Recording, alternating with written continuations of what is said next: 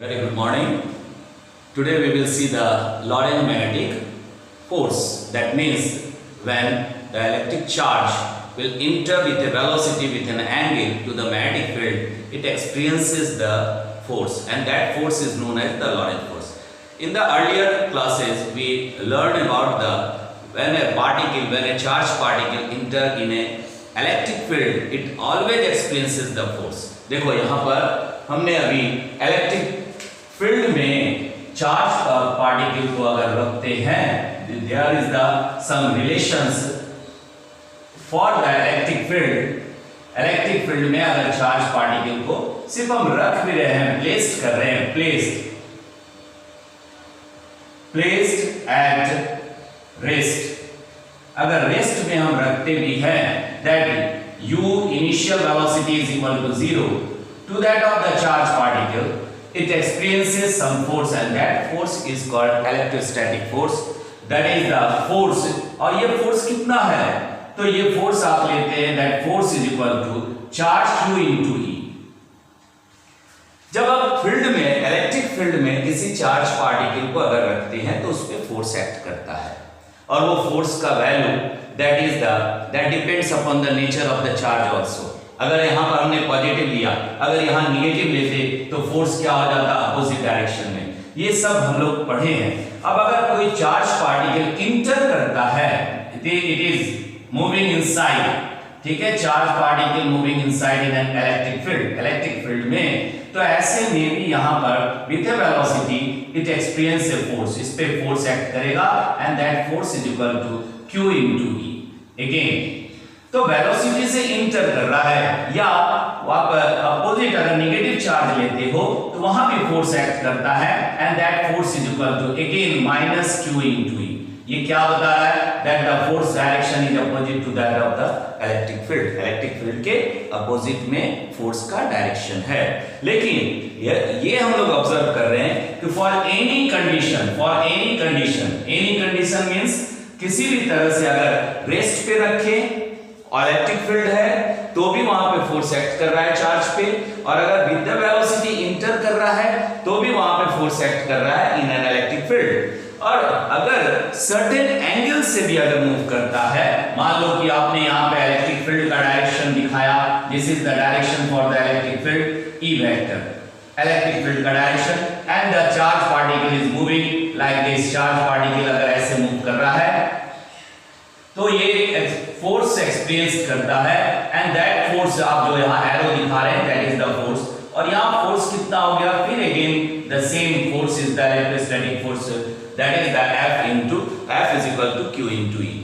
तो electric field में uniform electric field आपने कंसीडर किया है, तो इलेक्ट्रिक फील्ड में force on the charge always act.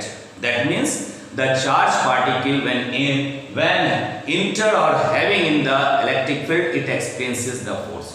But in case of the magnetic field, there is the conditions, and that observed by the Lorentz and given the term Lorentz magnetic force.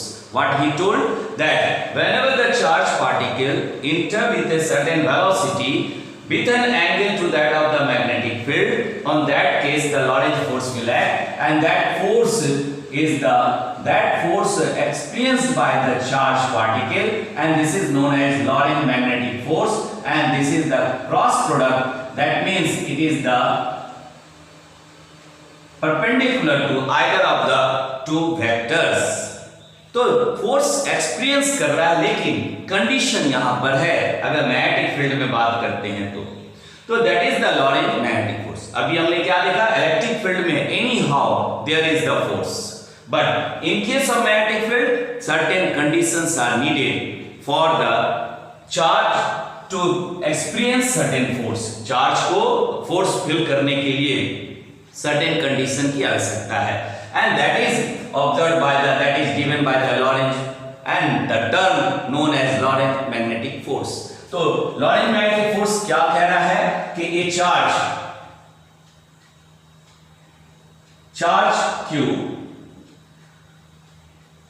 moving with velocity v and enter with an angle theta to the magnetic field B vector, then the force experienced by the charge is कितना हो गया, that is the force Fm vector is equal to Q V cross B। और इस बात को यहां observe कर रहे हैं, तो ऐसे में हम इसको ये रिलेशन 1 को यहां पर देखिए, ये तो फोर्स एक्ट करता है जब चार्ज पार्टिकल सर्टेन एंगल से मूव करता है इनसाइड द मैग्नेटिक फील्ड, और अगर एंगल को हम नहीं कंसीडर करते हैं तो ऐसे कंडीशन पे उस पे फोर्स एक्ट नहीं करता है। तो अब यहाँ पर बात कर रहे हैं कि मान लो नहीं कंसीडर, मतलब अभी इस कंडीशंस को हम लोग देखेंगे, तो यहाँ पर हम इसको ऐसे भी लिख सकते हैं, और Fm vector is equal to Q, और यहाँ पे ले लिए क्रॉस प्रोडक्ट का V cross VB sine theta and normal to that of, ये इक्वेशन नंबर 2 यहां नॉर्मल दिखा रहा है, that means the force which experience the force which act on the charge particle that always perpendicular to that of the two vectors. यहां पर भी ये force क्या है, 90 डिग्री है, और इधर भी 90 डिग्री बात कर रहे हैं, मतलब that follow the cross product, और ये क्रॉस प्रोडक्ट बनाता है with that of the velocity to that magnetic field. So ऐसे में Lorentz magnetic force, that force act on the charge particle। अगर मैग्नीट्यूड के बारे में बात करें तो Fm that is magnitude mod लगा दिए, हम सिंपल Fm भी लिख सकते हैं, and that equal to Q VB sin theta. अब देखो जब हम बात कर रहे हैं मैग्नीट्यूड का 3 नंबर रिलेशन, तो हम यहाँ पे देख रहे हैं फोर्स कब एक्ट करेगा और कब नहीं एक्ट करेगा।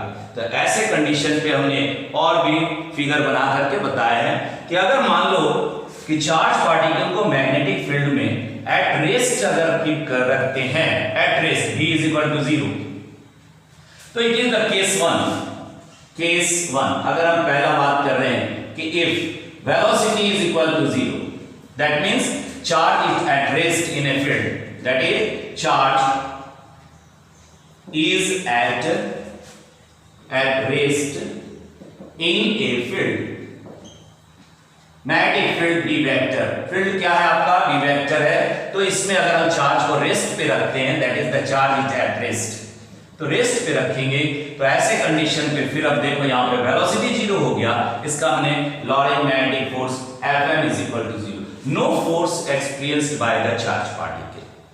ठीक है, ये पहला कंडीशन हमने फॉलो किया, नो फोर्स एक्ट और experienced by the charge particle when the charge is kept at rest.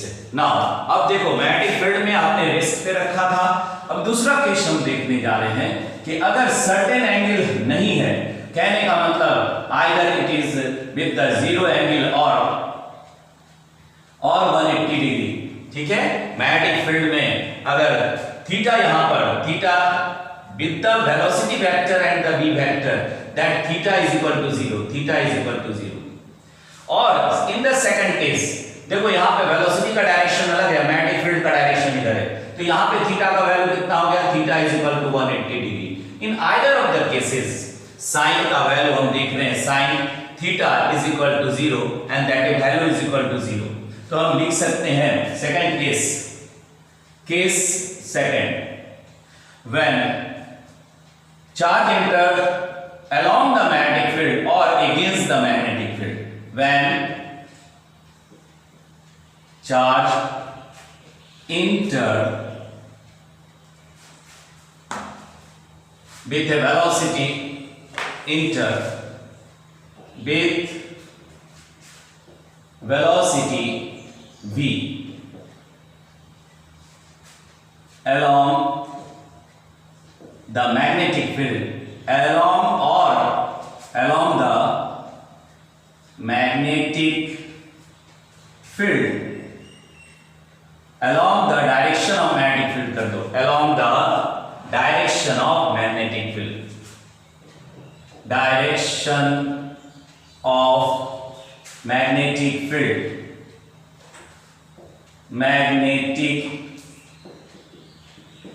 field or against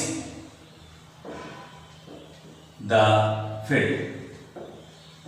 तो अगर फील्ड बी वेक्टर के अगेंस्ट में या अलोंग में इंटर करता है with velocity v, on that case theta among the velocity and the b either 0 degree और 180 degree. तो ऐसे में हमारे पास लॉरेंट मैग्नेटिक फोर्स कितना हो गया, that force is equal to again 0, क्योंकि हम यहां पे लिख रहे हैं sine of the 0 degree is equal to 0 और sine of the sine 180 degree is again 0।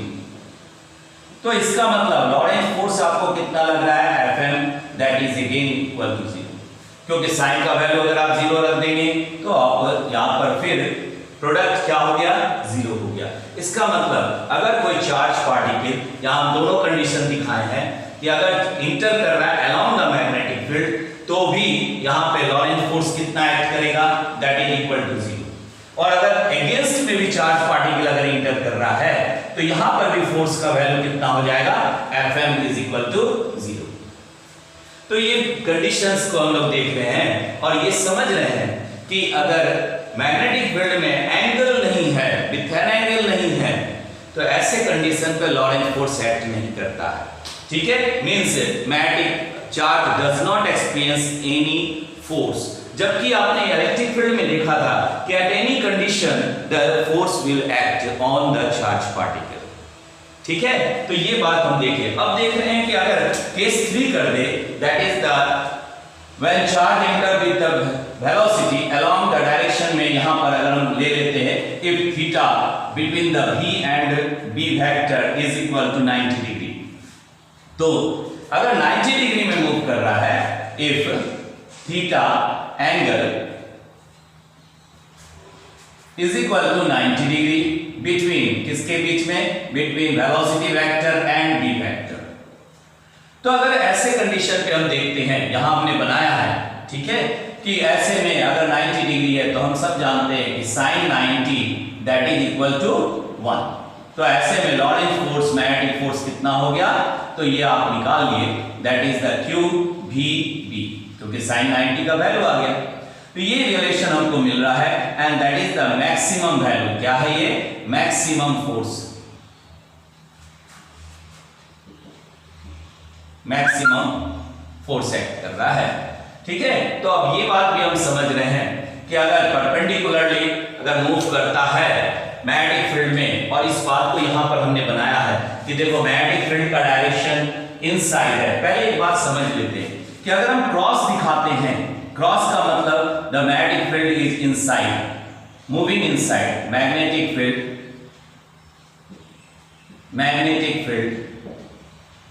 is inside the ship, is directed inside the board।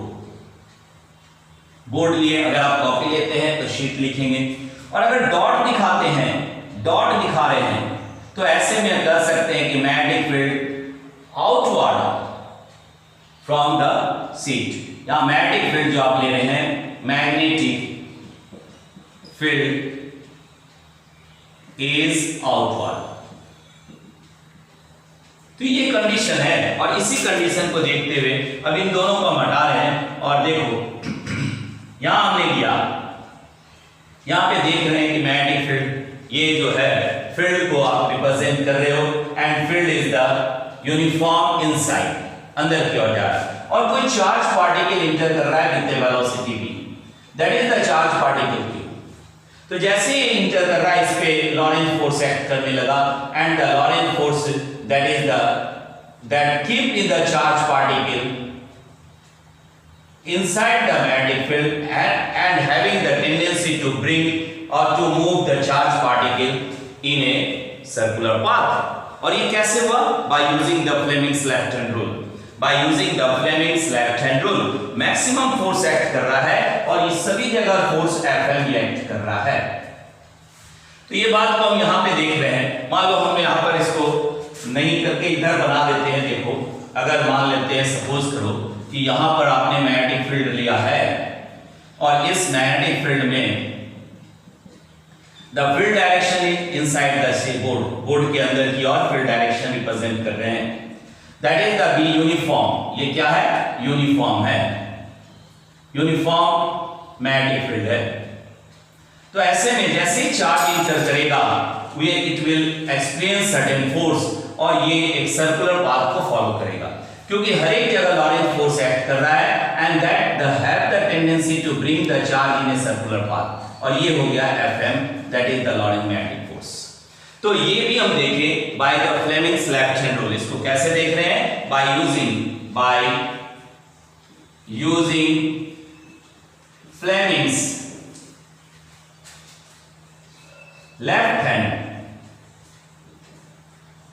Hand rule.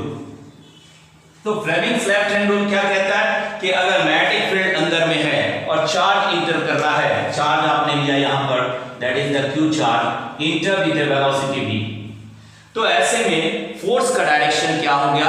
देखो, ये thumb represent the force, middle finger represent the motion of the charge particle, that is the velocity vector, and the index finger represent the direction of the magnetic field। तो ऐसे में magnetic field का direction inside हो गया और thumb के ऊपर force ऊपर पड़ रहा है और ये आपका चार्ज का मोशन है। तो ऐसे हम देख रहे हैं ये क्या कर रहा है? फोर्स इसको अपनी ओर, सेंटर की ओर उसको मूव करा रहा है।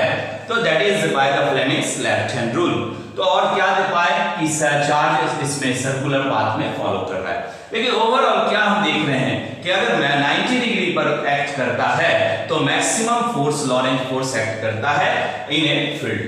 तो ये दोनों बात को अगर हम देखते हैं तो हम समझते हैं कि इलेक्ट्रिक फील्ड में any how whatever the condition, any how the electrostatic force act over the charge particle.